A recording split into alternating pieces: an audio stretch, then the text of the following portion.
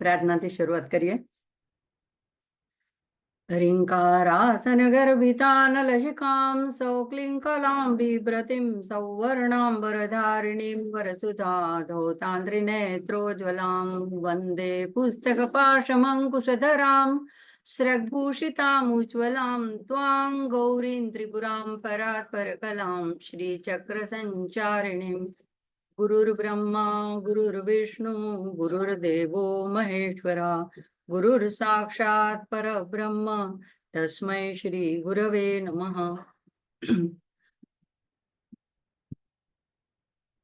આપણે એકવાર બધા આગળના શ્લોકોને પણ બોલી જશું. તો શ્રી ગુરુ સ્તોત્રમ. અખંડમંડલાકારમ વ્યાપ્तं येन चराचरं तत्पदं दर्शितं येन तस्मै श्री गुरवे नमः. अज्ञानतिमिरान्धस्य ज्ञानाञ्जनशलाकया चक्षुरुन्मिलितं येन तस्मै श्री गुरवे नमः. गुरुर्ब्रह्मा गुरुर्विष्णुः गुरुर्देवो महेश्वरः गुरुरेव परं ब्रह्म तस्मै श्री गुरवे नमः. स्थावरं जंगमं व्याप्तं यत्किंचित् सचराचरं तत्पदं दर्शितं येन तस्मै श्री गुरवे नमः. चिन्मयं व्यापि यत्सर्वं त्रैलोक्यं सचराचरं तत्पदं दर्शितं येन तस्मै श्री गुरवे नमः. सर्वश्रुति शिरोरत्न विराजित पदाम्बुजः वेदान्ताम्बुज सूर्यो यः तस्मै श्री गुरवे नमः. चैतन्य शाश्वत शान्तः व्योमातीतो निरञ्जनः बिन्दुनादकलातीतः तस्मै श्री गुरवे नमः. ज्ञानशक्ति समारूढः तत्वमाला विभूषितः भुक्ति प्रदाता च तस्मै श्री गुरवे नमः. આટલા 8 શ્લોક આપણે જોઈ લીધા છે. આજે આપણે 9મો શ્લોક જોશું.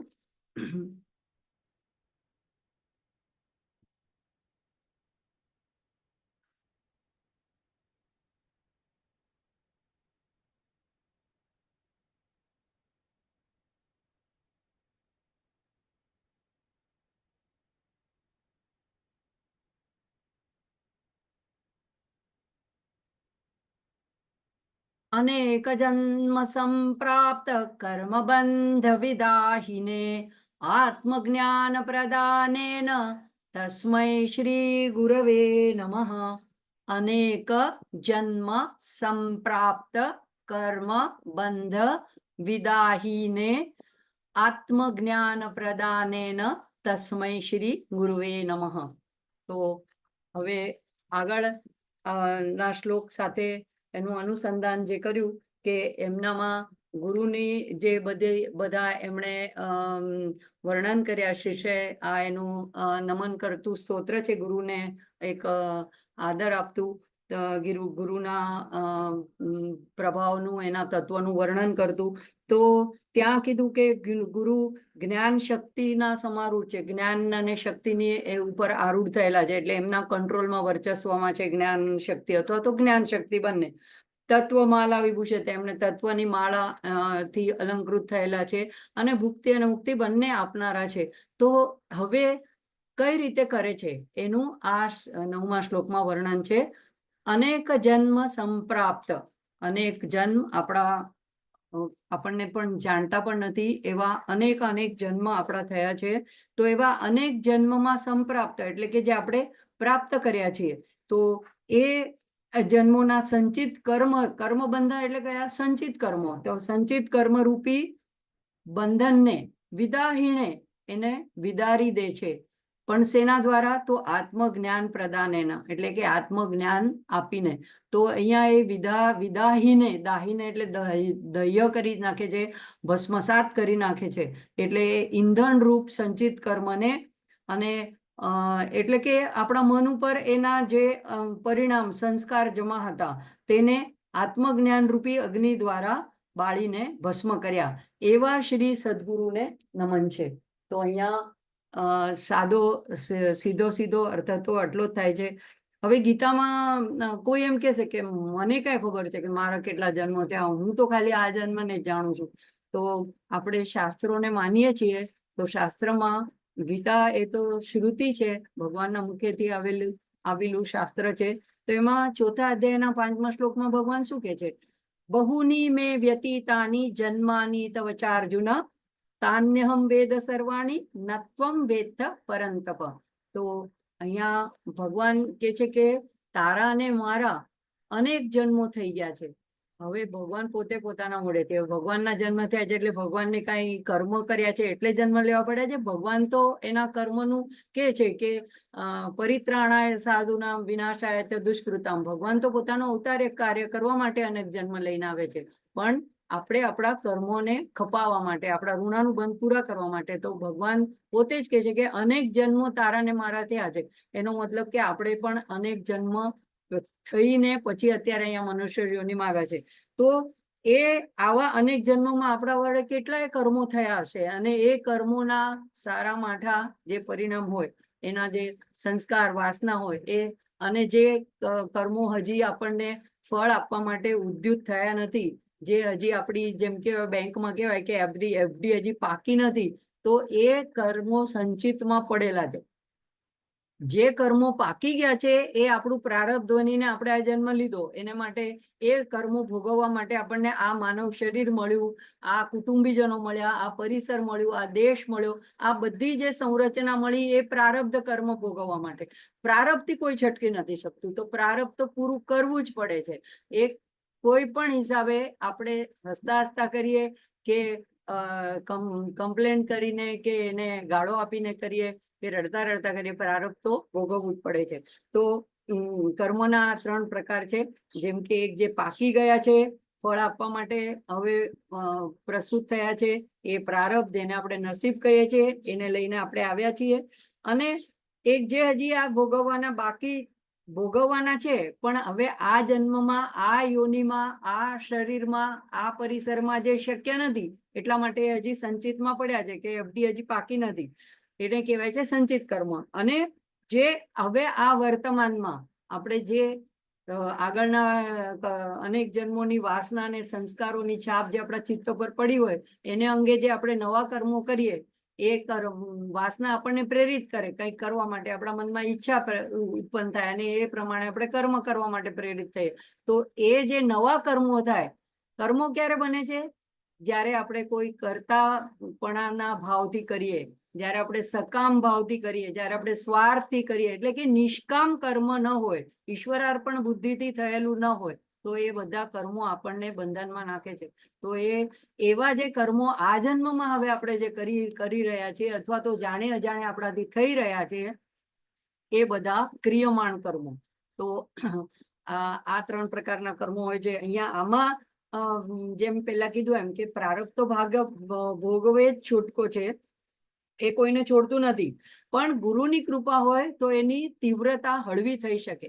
આપણને કોઈ જેમ કહેવાય સૂળીનો ઘાસ હોયથી સરી જાય, કોઈ બહુ મોટી આપત્તિ આવવાની હોય, પણ ગુરુ કૃપા હોય તો એ આપત્તિમાંથી આપણે નીકળી જાય. દાખલા તરીકે રોગ ભોગવવાનો આવ્યો હોય, પણ સાથે આપણને સારો ડાક્ટર મળી જાય, સારી મેડિકલ ફેસિલિટી મળે, આપણે પૈસે ટકે સંપન્ન હોઈએ અને આપણે દવા કરાવી શકતા હોઈએ, અને આપણને ટાઈમમાં ટ્રીટમેન્ટ મળે, તો એ ભોગવવાનું હોય શરીરને, એ ભોગવવું પડે, પણ એમાં પણ હળવાશ થઈ જાય. અને એ જ એનાથી ઉલટું, જો આપણે કોઈ એવી જગ્યાએ બીમાર પડે કે જ્યાં મેડિકલ ફેસિલિટી ન હોય, અથવા તો આપણી પાસે એટલો પૈસાથી સાધન સંપન્ન હોય, તો એ ભોગવવું પડે, પણ એ વધારે તીવ્રતાથી ભોગવવું પડે. તો હવે જો આપણે ગુરુ કૃપા ક્યારે થાય છે? કે જ્યારે આપણે સજગ સભાન થઈને એ કર્મો ફળને ભોગવી લઈએ, અને ત્યારે નવા જે કર્મ કરીએ એને ઈશ્વરાર્પણ બુદ્ધિથી કરીએ, કે હું, ઈશ્વરે મને આ કામ સોંપ્યું છે, મને આ જગ્યાએ આ રોલ આપ્યો છે, મને અહીંયા રાખી છે, મારી પાસેથી આ ભગવાન ઈચ્છે છે, અને એ કર્મ કરતા કરતા જે ફળ આવે એ ફળ પ્રસાદ રૂપે સહજ સ્વીકારી લઈએ, તો આ જન્મમાં નવા ક્રિયમાણ કર્મ આપણા બનતા નથી. એટલે 2 કર્મોની વાત થઈ ગઈ. જો ગુરુ કૃપા હોય તો જે પ્રારબ્ધ હોય એ ભોગવવામાં થોડી હળવાશ રહે. ક્રિયમાણ કર્મ નવા આપણે દુષ્કર્મ ન કરીએ, પાપ કર્મ ન કરીએ, એનાથી બચીએ, એવી આપણને ભગવાન ગુરુ કૃપાથી આપણને સદબુદ્ધિ રહે તો ક્રિયમાણ નવા કર્મો ન બને. પણ સંચિત જે છે એનું આપણે આ જન્મમાં કઈ નથી કરી શકતા. એ તો બધા હજી એમને એમ બધા પાકીને બેઠા છે, આ ટાંપીને બેઠા છે, અને એના માટે આપણે ફરી ફરી જન્મ લેવો પડે છે. તો ગુરુ કૃપાથી અહીંયા આ શ્લોકમાં એમ કીધું છે કે આત્મજ્ઞાન દ્વારા, આત્મજ્ઞાન પ્રદાનેન, ગુરુ આત્મજ્ઞાનનું પ્રદાન કરીને, આત્મજ્ઞાનનું આપીને આપણને એ સંચિત કર્મો જે હોય છે, કર્મો બંધન કરનારા કયા છે તો સંચિત કર્મો છે, એનાથી આપણને એના બધાને ભસ્મીસાત કરી દે છે, એટલે એનામાંથી છોડાવી દે છે. તો ગીતાના 4થા અધ્યાયમાં ખાસ કરીને ઘરે જઈને જોજો, નાની બુક હશે તો પણ વાંધો નહીં, એમાં 4થા અધ્યાયના 34 થી લઈને 42 એટલે અધ્યાય પૂરો થાય ત્યાં સુધીના જે શ્લોક છે એમાં ભગવાને અર્જુનને આ જ વાત સમજાવી છે. તો આપણે એને ટૂંકમાં જોઈએ. ભગવાન શું કહે છે કે હવે અર્જુન તો કર્મમાંથી છૂટકવા માંગતો હતો. હવે એનું એ કર્મ હતું કે એને લડવું પડે એમ હતું. સામે એના ભલે એના ગુરુ હોય કે પિતામહ હોય, તો ભગવાન એને આ જે કર્મ કરવાની ટેકનિક જે શીખવાડે છે, અથવા તો કઈ રીતે કર્મ કરવું અને કઈ રીતે કર્મ બંધનરૂપ ન થાય, એને માટે ભગવાન 4થા અધ્યાયમાં એને શું કહે છે કે પહેલા તો તારે આવું આત્મજ્ઞાન એ તારે પ્રાપ્ત કરવું જોઈએ. તો શું આપણે એમ કહીએ કે એકવાર ચિન્મયાનંદજીએ એના એક ડિસાઇપલને પૂછ્યું હતું કે આ તને શું લાગે છે કે આ જ્ઞાન ક્યાંથી પ્રાપ્ત થાય? તો એ બિચારો એકદમ નવો શિષ્ય હતો, ગુરુજી પાસે આવ્યો હતો, ચિન્મયાનંદજી પાસે. તો એમ કે હા, એ તો બધું શાસ્ત્રનું આપણને પુસ્તકમાંથી અને ઓડિયો વિડીયોમાંથી ને બધામાંથી, આપણને ડીવીડી માંથી ને બધામાંથી મળી જાય છે એમ કે આ શાસ્ત્રનું જ્ઞાન. ત્યારે એને કીધું કે પણ અહીંયા તો પેલા હોવું જોઈએ ને, એમાંથી મળે. એટલે અહીંયા મળ્યો છે, ઓડિયોમાંથી મળે, પણ અહીંયા મળ્યો એટલે મડ ભરેલી છે, બધો મળ ભરેલો છે. એટલે આ એક એવી હસવાની વાત છે કે આપણે એમ ધારીએ કે પુસ્તક વાંચવાથી, નેટ ઉપરથી, ગૂગલમાંથી, તો એમ એ આત્મજ્ઞાન પ્રાપ્ત થતું નથી. એને માટે ભગવાન એને આ જ અર્જુનને બતાડે છે કે તારે તત્વદર્શી એવા આત્મજ્ઞાની સદગુરુની પાસે તારે જવું પડે, અને એ જેણે એ રસ્તો જોયો છે એ જ તને આ રસ્તા ઉપર ગાઈડ કરી શકે. જે જ્યાં જઈ આવ્યો છે, જે મંજિલ પર પહોંચ્યો છે, એ જ તને રસ્તો બતાડી શકે. તો બીજું શું કીધું કે એને તારે પ્રણામ કરવા, દંડવત પ્રણામ કરવા. એટલે શું પ્રણામ કરવા? એટલે તમે તમારો ઈગો તમે એની સામે ઝુકાવી દો છો. તમે પ્રણામ કરો છો એટલે શું કરો? તમે તમારી જાતને લઘુ સમજો છો, એને ગુરુ સમજો છો, તમે શરણાગતિ સ્વીકારો છો, તમે નમ્ર બનો છો. તો એવા ભાવથી જ્યારે કોઈ જાય ગુરુ પાસે, ત્યારે જ એને એ જે ગુરુ ઉપદેશ આપે એને ગ્રાહ્ય થાય. જા કે હું જાણું છું, મને બધું ખબર છે, એવા ભાવથી જાય તો ગુરુએ કેટલો પણ ઉપદેશ આપે અને ગુરુ કેટલા પણ પ્રખર હોય તો પણ એ વ્યક્તિને બોધ થાય નહીં. તો પછી ત્રીજું શું કીધું કે આવા ગુરુ પાસે તું જઈશ, તત્વજ્ઞાની પાસે, તો એ તને જ્ઞાનનો ઉપદેશ આપશે. પછી અર્જુનને થાય કે અચ્છા, પણ પછી એનું ફળ શું પ્રાપ્ત થશે? તો એને કીધું કે મોહનો નાશ. અત્યારે તો એ મોહથી પીડિત છે, આપણે પણ બધા મોહથી પીડિત છે, આસક્તિથી પીડિત છે. તો એનું સાચું જ્ઞાન મળવાથી મોહનો નાશ થાય છે, અને સર્વભૂતોમાં ઈશ્વરનો વાસ રહેલો છે, અથવા તો મારો આત્મા અને બીજાનો આત્મા અલગ નથી, એવું જે એક ભાન થાય છે એ આત્મજ્ઞાનથી થાય છે. એટલે હું પણ એમાં જ છું. હવે આપણને આ વાત શાબ્દિક રીતે ખબર છે, બૌદ્ધિક રીતે આપણે બધા સત્સંગી છીએ તો એક્સેપ્ટ પણ કરીએ છીએ કે આપણે ઈશ્વરમાં જ રહેલા છીએ. આપણી આજુબાજુ ચારે બાજુ જેમ આકાશ વ્યાપ્ત છે, એમ ઈશ્વર જ બધે વ્યાપ્ત છે. આપણી અંદર શ્વાસે શ્વાસમાં વ્યાપ્ત છે, પણ આપણે એનો અનુભવ નથી કરી શકતા. તો આ અનુભૂતિ આપણને ગુરુ કૃપાથી મળે છે, એને જ આત્મજ્ઞાન કહેવાય છે. તો પછી કે એનાથી શું થશે? તો એનાથી તું ગમે તેટલો સુદુરાચારી, પાપ કૃત્તમ, એકદમ પાપીમાં પણ ઉત્તમ પાપી એવો, એકદમ પ્રખર એવો પાપી હઈશ, તો પણ એવો પાપી પણ આવા જ્ઞાનની નૌકા વડે એ પાપના આખા સમુદ્રને, સમગ્ર સર્વ સમુદ્રને પાર કરી જાય છે. એનો મતલબ શું કે આગળના પણ થયેલા હોય પણ બધા પાપોથી એ મુક્ત થઈ જાય છે. અને બીજું પાછું એને ઉદાહરણ આપીને ભગવાન કહે છે કે જેમ એક સમિધ જે એટલે કે જે બળવા માટે કે એને અગ્નિમાં નાખવામાં આવે યજ્ઞકુંડમાં તો એ તરત ભડભડાટ પ્રજ્વલિત થઈ ઉઠે, એવા જે સમિધ હોય એ જેમ કે અગ્નિનો સ્પર્શ થતા તરત જ ભડકી ઉઠે અને તરત જ ભસ્મીભૂત થઈ જાય, એવી રીતે જ્ઞાનનો સ્પર્શ થતા તારા બધા પાપોને ભસ્મસાત કરી દેશે. તો આ જ્ઞાનનું ફળ બતાડે છે અને પછી એક પાછી વોર્નિંગ આપે છે કે શ્રદ્ધાવાન લભતે જ્ઞાનમ, એટલે શ્રદ્ધા પાછી હોવી જોઈએ તો જ્ઞાનનો લાભ થશે. અને પાછું એનું ઉલટું કે જો અશ્રદ્ધાવાન હશે તો એ વિનશ્યતિ, એનો વિનાશ થશે. તો આ જે બધી વાત ગીતામાં આપેલી છે એ પણ કર્મને લગતી છે. તો આ બધી વાત કર્યા પછી શ્રદ્ધાનું મહત્વ ભગવાને દર્શાવ્યું. અને સામાન્ય રીતે આપણે શું કહીએ છીએ કે ખાલી હાથ આવ્યા છીએ અને ખાલી હાથ જવાનું છે, એટલે કે બાળક જન્મે ત્યારે એની પાસે કાંઈ હોતું નથી અને મૃત્યુ વખતે પણ હોય પણ કાંઈ દાગીના બાગીના એ પણ બધા લોકો એના પરથી કાઢી લેતા હોય છે. તો ખાલી હાથે આવે અને ખાલી હાથે જવાનું. પણ વેદાંતમાં કહેવાય છે કે આ એક ધારણા છે એ એકદમ સાચી નથી. શું કામ? કારણ કે આપણે આપણી કર્મોની પોટલી લઈને આવ્યા છીએ અહીંયા, અને એ ઋણાનુબંધ પૂરા કરવા એટલે આવ્યા ત્યારે તો એક લોડેડ કર્મોનો ભાર લઈને આવ્યા છીએ. અને પછી જો આ મોકો ચૂકી ગયા અને જો સરખું આત્મજ્ઞાન ન થયું તો એ પોટલીમાંથી ઘાસડો થઈને પાછા બીજા જન્મ માટે આપણે તત્પર થઈએ છીએ, એટલે પાછો એ ચક્રમાં ફરવું પડે છે. તો સમય પૂરો થતા પાછું આપણે ઘાસડો લઈને પાછું બીજા ચક્રમાં બીજી યોનિમાં અથવા તો ફરીથી આ જન્મ મળે તો એનામાં આવવું પડે છે. તો હવે આ બધાનું મૂળ શું છે? તો ચિન્મયાનંદજી કહે છે કે બધાનું મૂળ જે છે એ કારણ કે આપણે આ શરીરને હું છું એમ માનીએ છીએ, આ મન હું છું, આ બુદ્ધિ હું છું. ખરેખર તો વેદાંતમાં એવી ટેકનિક કહેવાય છે કે જે આપણાથી પર છે એને આપણે આ ઇદમ, અહમ અને ઇદમ, તો ઇદમ તરીકે દાખલા તરીકે આપણે કે આ તો આ એક ચશ્માનું ઘરું છે, તો આ ઘરું છે એટલે એ ઘરું એ હું નથી, તો એ મારાથી જુદું છે. કે આ ચોપડી છે, કે આ મોબાઈલ છે, તો એનો મતલબ જેને દર્શાવીએ એ આપણાથી જુદું છે. તો આપણે એમ કહીએ કે એ વસ્તુ મારી છે, મારો મોબાઈલ, મારી ચોપડી, મારી પેન. તો એવી રીતે આપણે મનને પણ કહીએ છીએ મારું મન, મારું મન આજે બરાબર નથી, મારી બુદ્ધિ અત્યારે ચાલતી નથી. એનો મતલબ હું અલગ છું, મારી બુદ્ધિ અલગ છે, હું અલગ છું, મારું મન અલગ છે. છતાં પણ મને તાવ આવ્યો છે, તો શરીરમાં તાપમાન વધી ગયું હોય તો પણ આપણે એને કહે છે કે મને, મારું શરીર આજે તૂટે છે, મારા સાંધા તૂટે છે. તો આવી રીતે આપણે શરીર સાથે આઈડેન્ટિફાઈ કરી લઈએ છીએ, મન સાથે, બુદ્ધિ સાથે આઈડેન્ટિફાઈ કરી લઈએ છીએ. એ જ અજ્ઞાનનું કારણ બને છે. અને એ અજ્ઞાનનું કારણ બને છે તો એનું આખું ચક્ર, શૃંખલા ચાલે છે.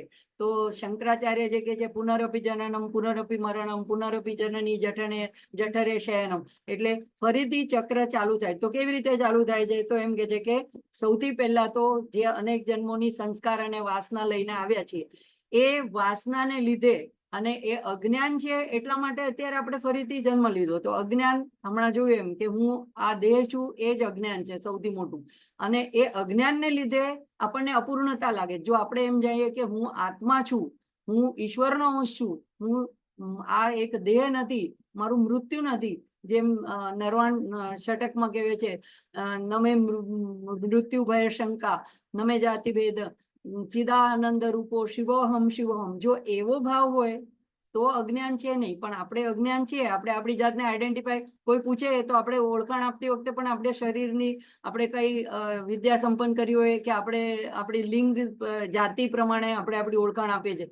તો એ જે અજ્ઞાન છે એને લીધે આપણને અપૂર્ણતા લાગે છે અને ઇનસિક્યોરિટી, અસુરક્ષિતતા લાગે કે મારું મૃત્યુ થઈ જશે તો, મારા પૈસા ખોવાઈ જશે તો, મારા કુટુંબીજનો મને નહીં રાખે તો, મને કઈ રોગ થઈ જશે તો. આ બધી અપૂર્ણતાને લીધે, અજ્ઞાનને લીધે આવી બધી ઇનસિક્યોરિટી, અસુરક્ષિતતા લાગે છે. અને એને લીધે શું થાય? કાંઈ ને કાંઈ કર્મ કરીએ. જેમ કે કોઈને એમ થાય કે હું વધારે કમાઈ લઉં અને મારી પાસે સરખો શું કહેવાય વીમો મેં ઉતરાવી લીધો હોય, LIC ની પોલિસી હોય, તો પછી વાંધો નહીં, માંદો પડું તો મને બધું બારોબાર થઈ જાય. એટલે આ બધું કરવા પાછળ, આપણો કર્મો કરવા પાછળ આપણી એક અતૃપ્તિની, અપૂર્ણતાની ભાવના હોય. એટલે વાસના અને સંસ્કારને લીધે એક પેલા બુદ્ધિમાં ઈચ્છા જાગે કે મારે કંઈક કરવું જોઈએ, હા મારે મારી વ્યવસ્થા કરી લેવી જોઈએ, પછી મન વિચારે ચડે એટલે વૃત્તિ આવે કે તો પછી શું કરવું જોઈએ, અને પછી એને એક્શન એટલે શરીર પછી કર્મ કરે. તો આ બધું એક પછી એક ક્રમ પ્રમાણે થયા કરે. વાસના પેલા તો અજ્ઞાનને લીધે એવી અપૂર્ણતાની ભાવના આવે, એને લીધે પૂર્વના સંસ્કાર હોય એનાથી પ્રેરિત થઈને, બધાના સંસ્કાર જુદા જુદા હોય એટલે દરેક જણ એક જ પ્રકારના કર્મો કરશે એવું નથી.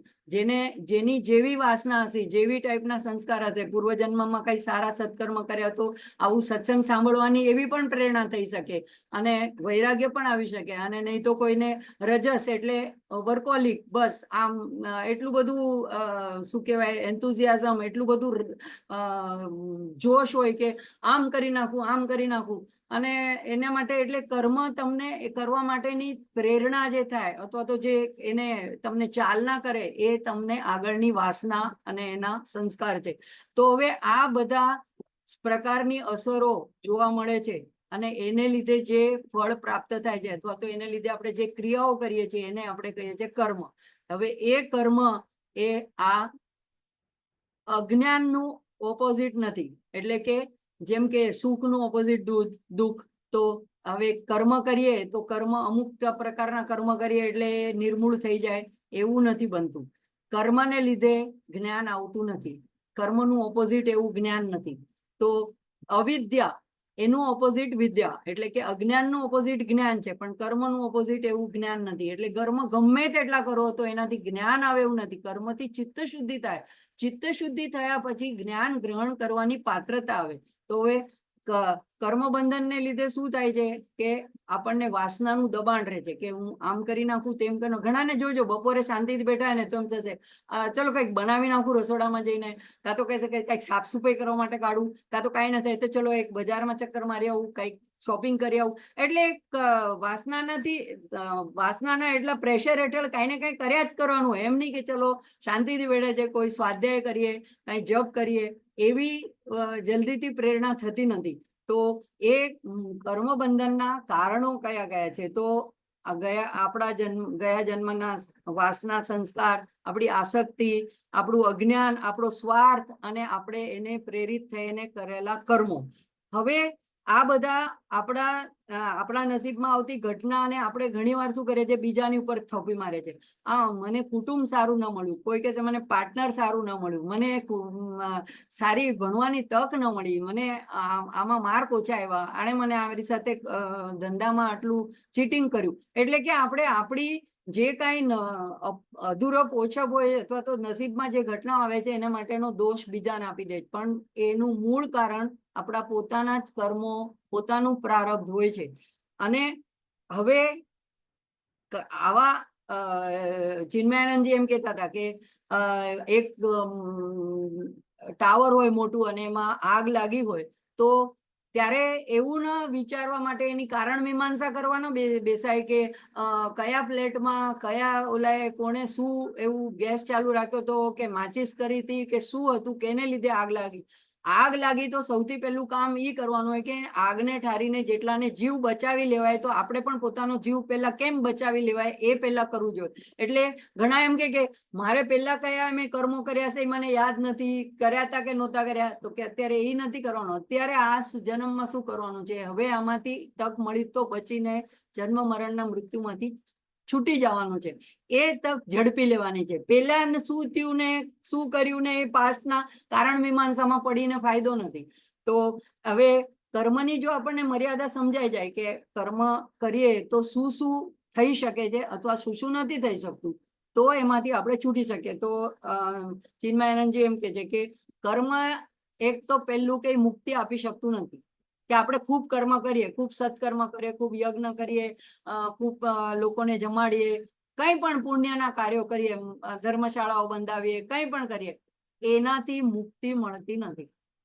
એનાથી પુણ્ય મળે છે. અને પુણ્યમાં પણ ગીતામાં જોયું કે એનાથી સ્વર્ગલોક પ્રાપ્ત થાય, ઊંચો લોક પ્રાપ્ત થાય, પણ પુણ્ય ખતમ થાય એટલે પાછું તમારે મર્ત્યલોકમાં આવવું પડે. એટલે કે કર્મ આપણને મુક્તિ અપાવી શકે નહીં. બીજું કે એનાથી આપણી કેટલાય કર્મ કરીએ તો આપણી અશાંતિ મટતી નથી. મતલબ પાછું ને પાછું એક ઈચ્છા પૂરી થાય તો પાછી બીજી ઈચ્છા નવી ઉત્પન્ન થાય, અથવા તો એક ઈચ્છા પૂરી થાય તો એની ઈચ્છા ફરી ફરી કરવાનું પણ મન થાય. એટલે કે ઈચ્છાઓનો પણ નાશ થતો નથી, ઈચ્છાઓ પૂરી પણ થતી નથી કર્મ કર્યા કરવાથી, અને મનની શાંતિ પણ પ્રાપ્ત થતી નથી. તો દાખલા તરીકે સ્વર્ગ અપાવી દે કર્મ તો પણ આપણે ફરીથી પાછું આપવું છે. દાખલા તરીકે આપણને ખૂબ કર્મ કર્યું, જેમ કે ઘણા લોકો વર્કોલિક હોય છે ને જીવન જરૂરિયાત પૂરતું જરૂર માણસે ડ્યુટી પ્રમાણે પોતાના કુટુંબનું ધ્યાન રાખવા માટે કમાવું જોઈએ, એની ના નથી. એ તો નિશ્રેયસ કહેવાય છે, તો એ કરવાનું જ છે. પણ એમાં ને એમાં રચા પચા રહીને પદ, પ્રતિષ્ઠા, માન, એની પાછળ કીર્તિ, એની પાછળ એટલા બધા મંડે રહે તો છેલ્લે એનાથી એ બધું તો અહીંયા જ રહેવાનું છે, કાંઈ સાથે તો આવવાનું જ નથી. પણ સાથે એની વાસના આવશે, એની ઇમ્પ્રેશન, એની છાપ આવશે, એના સંસ્કાર આવશે. તો આ બધા વસ્તુને લીધે એમ કે છે કે આ અમૂલ્ય તક જે છે એ છોડવાની નથી. અને એને માટે ગુરુ આપણને કઈ રીતે મદદ કરી શકે છે? તો ગુરુ શિષ્યને જગાડે છે, એને વિચાર કરવા માટે પ્રેરે છે. એટલે કર્મની મર્યાદા સમજાવે છે, અને એટલા માટે જ્યારે ખબર પડી જાય તો ધીમે ધીમે વૈરાગ્ય આવે છે. હવે આપણને ખબર પડે કે હું કેટલી પણ નવી સાડીઓ, નવા વસ્તુઓ લઈ આવીશ, અથવા મારા ઘરને સજાવવા માટે નવા શું કહેવાય એન્ટિક વસ્તુઓ લાવીશ, પણ એનાથી પછી પણ કોઈ એનાથી આગળ પણ વસ્તુઓ નીકળી શકે છે, અને બીજાના ઘરમાં એનાથી પણ વધારે સારી હોઈ શકે છે. એટલે એનો કાંઈ એન્ડ જ નથી. તો આ જ્યારે માણસને સમજાઈ જાય છે ત્યારે ધીમે ધીમે એમાંથી મન પાછું આવે છે કે જે છે બરાબર છે, અત્યારે હવે એમાં મારે સમય ગુમાવવાનો નથી, મારે મારું કાર્ય સાધ્ય કરી લેવાનું છે. એટલે એવું જ્યારે કર્મનું અધૂરાપણું અથવા તો એની મર્યાદા, એની લિમિટેશન સમજાઈ જાય છે, અને સમજાવે છે ગુરુ જ, અને ત્યારે એને સદગુરુની પાસે જવાની ઈચ્છા થાય છે. તો હવે મને મુક્તિ શેનાથી મળશે? હું કેવી રીતે આમાંથી, આ ચક્રમાંથી બહાર આવું? તો ત્યારે જ્ઞાનનો ઉપદેશ એને આપશે. હવે ઘણી વાર તો એમ કે છે કે ખાલી એક મુદ્રા કરીને શબ્દો બોલવાની પણ જરૂર નથી. તો દક્ષિણામૂર્તિ એક એવું સ્વરૂપ છે શંકર ભગવાનનું કે એ વટના વૃક્ષની નીચે બેઠા છે પલાટી મારીને, 4 હાથ છે એમના, અને એમનો જમણો હાથ જે છે એ આવી રીતે જ્ઞાન મુદ્રામાં છે. અને સનત કુમારો જેને સંશય હતા એ 4 નાના બટુક આવીને એમની સામે બેસે છે. તો ફક્ત ભગવાનની આવી એક ચિન્હ મુદ્રા જેને કહેવાય, જ્ઞાન મુદ્રા, એને જોઈને જ એમને આત્મજ્ઞાન થઈ જાય. તો ઘણીવાર ગુરુની જો ઉત્તમ અધિકારી હોય તો એમ કહેવાય છે કે ઉત્તમ અધિકારી કેવા છે? તો પેટ્રોલ જેવા. પેટ્રોલને આમ આગનો સ્પર્શ થયો નથી કે એકદમ એનો ભડકો થયો નથી. મધ્યમ અધિકારી કેવા છે? તો કે સમિધ જેવા, એટલે કે સૂકા લાકડા જેવા. એને થોડી વાર લાગે, તમારે થોડી બધા ભેગા કરવા પડે, થોડો હવા નાખવી પડે, અને એને પછી સળગાવવા પડે, તો પણ એ મધ્યમ અધિકારી, તો પણ એનું કામ ચાલે. મંદ અધિકારી કેવા છે? તો કે કોલસા જેવા છે. કોલસાની સગડી જો તમે કર્યું હોય તો મારો અનુભવ છે એવો વર્ષો પહેલા, તો થોડી આડવા જ થશે, પણ મારા હસબન્ડની કાનપુરમાં ત્યાં પોસ્ટિંગ થઈ, અને મેરેજ કરીને હજી 3-4 મહિના થયા હતા, અને અમે લોકો ત્યાં શિફ્ટ થયા. હવે અહીંયા મુંબઈમાં ગેસ ઉપર કર્યું હોય, બહુ તો વાટ વાળો સ્ટવ હોય એટલે એ પણ ઇઝીલી આમ કર્યું એટલે થઈ જાય. મેં સગડી કોઈ દિવસ કરી નહોતી, અને ત્યાં કેવી સગડી હતી કે કેવા કોલસા હતા કે પેલા એન્જિનના કોલસા હોય, થોડા કઠણ, આપણા લાકડીયા કોલસા ને, એને આમ હથોડીથી તોડવા પડે, અને એ જલ્દી પ્રગટે પણ નહીં. મને કઈ એની ખબર નહોતી, તો એ કોલસા મૂકીને એને મૂકી અને પછી આખી સગડી ભરી દીધી, અને પછી કેટલું કરે તો એ સગડી થાય તો પછી રસોઈ બને. ત્યાં કઈ અમારી પાસે બીજું કોઈ સાધન હતું નહીં, અને અમારે ત્યાં આંગણું વાળવા માટે એક નાની છોકરી આવતી હતી. તો એ મને જોયા કરે, અને પછી મને આવીને પૂછે, दीदी आपके यहाँ अंगीठी जलाने नहीं आता है तो भी शादी कर देते हैं. મને એટલું કે હવે શું જવાબ આપું? મેં કીધું તું મને મદદ કર. પછી એને હવા જ્યાંથી આવતી હતી ત્યાં બહાર લઈ જઈને મૂકી, અને કીધું ઘડે ઘડે તમે આમ ઉપાડીને એને બહાર નહીં કાઢો કોલસા, એની વેળે થોડી વાર રહેવા દો, હવા આવશે એટલે એની વેળે પ્રગટી જશે. એટલે આ કહું છું કે મંદ અધિકારી એવા હોય છે કે કોલસા જેને પ્રગટવામાં એને ઝાડ પકડવામાં વાર લાગે. તો આ રીતે ગુરુ જે છે એ શું કરે છે, તો પહેલા તો સેવા આપે, કોઈ શિષ્ય જાય એટલે એનું ચિત્ત શુદ્ધિ થાય, એને નિસ્વાર્થ કર્મયોગમાં પ્રેરે.